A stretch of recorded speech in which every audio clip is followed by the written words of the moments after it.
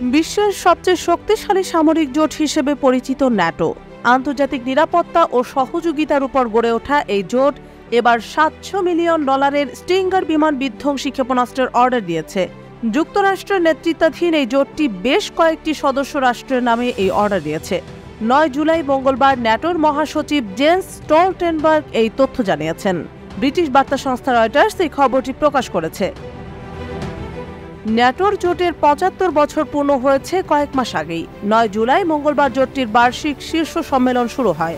ওয়াশিংটনে টানা 3 দিনের এই শীর্ষ সম্মেলনের ফাঁকেই প্রতিরক্ষা শিল্পের নেতাদের সঙ্গে এক সমাবেশে স্টলটেনবার্গ বলেন, আজই ন্যাটো প্রকিউরমেন্ট এজেন্সি NSPA প্রায় $700 মিলিয়ন স্টিঙ্গার ক্ষেপণাস্ত্রের একটি নতুন বহুজাতিক চুক্তি স্বাক্ষর করেছে। এর আগে 2022 সালের মে মাসে সর্বশেষ স্টিঙ্গার ক্ষেপণাস্ত্রের জন্য চুক্তি করেছিল RTX এর রেথিয়ন ডিভিশন। তখন ইউক্রেনের জন্য $625 মিলিয়ন বিমান বিধ্বংসী ক্ষেপণাস্ত্রের চুক্তি করে দেশটির মিত্র মার্কিন যুক্তরাষ্ট্রের সেনাবাহিনী। কাঁধে বহন করে চালাতে হয় এই স্টিঙ্গার ক্ষেপণাস্ত্র। এই ক্ষেপণাস্ত্র আকারে তুলনামূলক ছোট, ওজনে হালকা, সহজে বহনযোগ্য।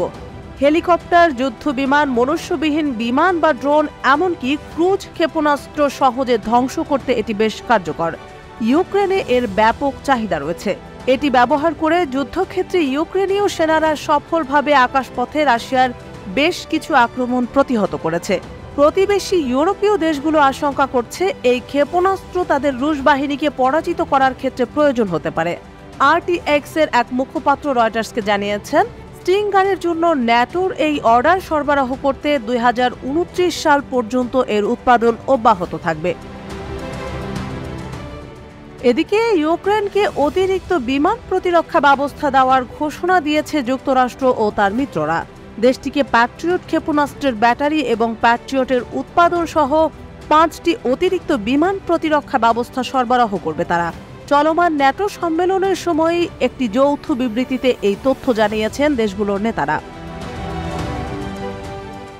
ন্যাটো সম্মেলনে প্রথমে এই সহায়তার ঘোষণা দেন মার্কিন প্রেসিডেন্ট জো বাইডেন। পরে যুক্তরাষ্ট্র, নেদারল্যান্ডস, রোমানিয়া, ইতালি, জার্মানি এবং ইউক্রেনের নেতারা একটি যৌথ বিবৃতি জারি করেন।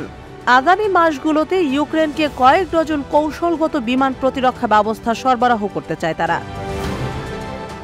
উল্লেখ্য যে 2022 সালের ফেব্রুয়ারিতে ইউক্রেন আক্রমণ করেছিল রাশিয়া। রুশ বাহিনীকে মোকাবিলা করার জন্য ইউক্রেনকে যুদ্ধের শুরু থেকেই সামরিক সহায়তা দিয়ে আসছে যুক্তরাষ্ট্র ও তার মিত্ররা।